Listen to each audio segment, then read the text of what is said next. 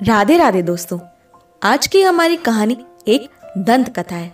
यानी ये कहानी हमें बेशक प्राचीन ग्रंथों में ना मिलती हो, पर आज भी हमारे देश के आंचलिक प्रदेशों में बड़े बूढ़ों के मुख से ये कहानियां कहीं सुनी जाती हैं।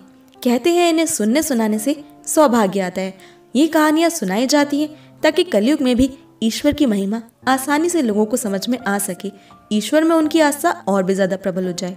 आज की ये कहानी हमारी माता महालक्ष्मी के अपने भक्त के प्रति अनंत प्रेम और उस पर की गई अनंत कृपा से जुड़ी हुई है।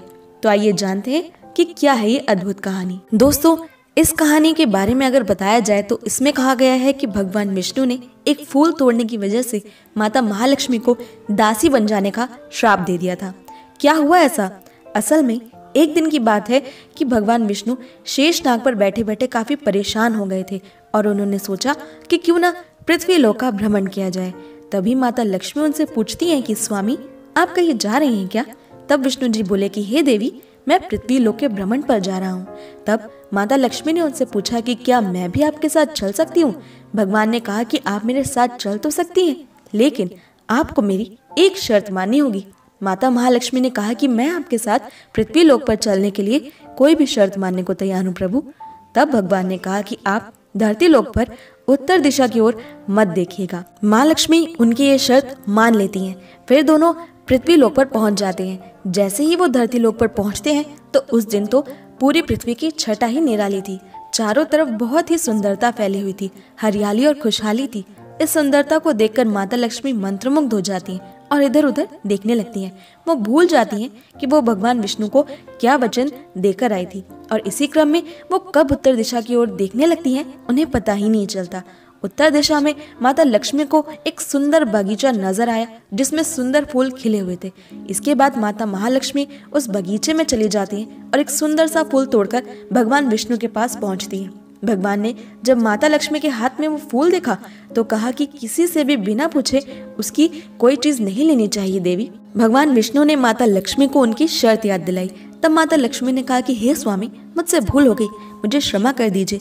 तब भगवान ने कहा कि इस भूल के लिए आपको इतनी आसानी से क्षमा नहीं मिल सकती देवी, क्योंकि जिस माली के बगीचे से आपने बिना पूछे फूल तोड़ा है वो चौर्य जैसे कर्मों में आ जाता है। इसलिए आपको अब उस माली के घर पर 3 साल तक दासी बनकर रहना होगा। 3 साल पूरे होने के बाद मैं आपको वापस वैकुंठ धाम बुला लूंगा, आप चिंता मत कीजिए। माता लक्ष्मी ने उनकी सजा को स्वीकार कर लिया और दासी बन गई, जबकि भगवान विष्णु वैकुंठ वापस लौट गए। माता लक्ष्मी एक गरीब कन्या का रूप धारण करती हैं और उस माली के घर पहुंच जाती हैं। माता ने देखा कि उस माली के पास घर के नाम पर एक टूटी सी झोपड़ी थी और उस माली का नाम माधव था, जो भगवान विष्णु का अनन्य भक्त था। वह उस झोपड़ी में अपनी 3 बेटियों, 2 बेटों और एक पत्नी के साथ रहता था। वे सब उसी बगीचे में काम कर कर किसी तरह से अपना गुजारा करते थे। जब माता लक्ष्मी वहां पहुंची तो माधव उनसे पूछते हैं कि बेटी, आप कौन हो? तब माता लक्ष्मी कहती है कि मैं गरीब हूँ, मेरे पास रहने के लिए घर नहीं, कृपया आप मुझे अपने साथ रख लो, मैं आपका सारा काम कर दिया करूंगी। माधव बहुत ही भला इंसान था।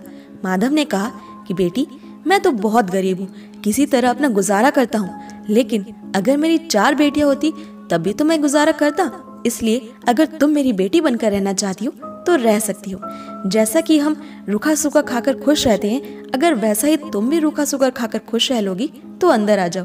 माधव ने माता लक्ष्मी को अपने परिवार से मिलवाया और कहा कि आज से ये कन्या मेरी बेटी बनकर यहाँ रहेगी। ये सुनकर उसका परिवार खुश हो जाता है। माता लक्ष्मी के आने के बाद दूसरे ही दिन माधव को इतनी कमाई हुई कि शाम तक ही उसने अपनी खुद की गाय खरीद ली। इसके बाद माधव की कमाई दिनों दिन बढ़ने लगी। उसे खुद समझ नहीं आ रहा था कि ऐसा क्या हुआ कि उसे दिन दुगनी रात चौगुनी प्रगति मिल रही है। वो जिस कार्य में हाथ डाल रहा है वहां से धन निकल रहा है। माधव सोचने लगा कि हो ना हो, ये सब जो भी शुभ लक्षण दिखाई दे रहे हैं वो सब मेरे घर में उस नवीन कन्या के आने के बाद ही दिखाई दे रहे हैं। वो लड़की अवश्य ही कोई दैवीय शक्ति है जिसके आने के बाद मुझे ये सब मिल रहा है। इसी तरह 3 साल बीत गए और माधव जब एक दिन अपने काम से वापस आए तो उन्होंने अपने घर के बाहर एक दिव्यतम नारी को खड़ा हुआ पाया। जब उसने पास आकर देखा तो पता चला कि वो तो उनकी वही चौथी बेटी थी जिसे उन्होंने 3 साल तक अपने घर अपनी बेटी मानकर रखा था। और माधव को ये समझने में देर नहीं लगी कि वास्तव में साक्षात माता लक्ष्मी है। उसने अपने परिवार को बुलाया और माता लक्ष्मी से कहा कि हे माँ, मुझे और मेरे परिवार को माफ कर दो।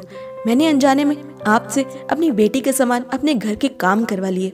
माधव के मुख से ऐसी बातें सुनकर माता लक्ष्मी ने कहा कि माधव, तुम बड़े ही अच्छे और दयालु व्यक्ति हो। तुमने मेरे खूब आदर सत्कार किया, सेवा की और तुमने मुझे अपनी बेटी के समान रखा। कभी अपनी बेटियों और मुझ में फर्क नहीं किया, जबकि मैं तो यहाँ तुम्हारा दासत्व स्वीकार करने आई थी। और इसलिए मैं आज तुम्हारी इस सेवा भाव से प्रसन्न होकर तुम्हें ये वरदान देती हूँ कि तुम्हारे पास कभी धन और खुशियों की कमी नहीं रहेगी। तुम्हें वो हर सुख मिलेगा जिसके तुम हकदार हो।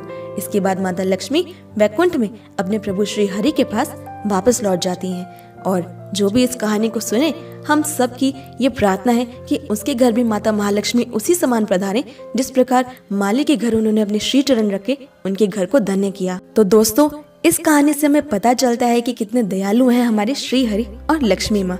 हरि जानबूझकर पृथ्वी पर भ्रमण करने माता लक्ष्मी को साथ लेकर आए ताकि माली की सहायता कर सके।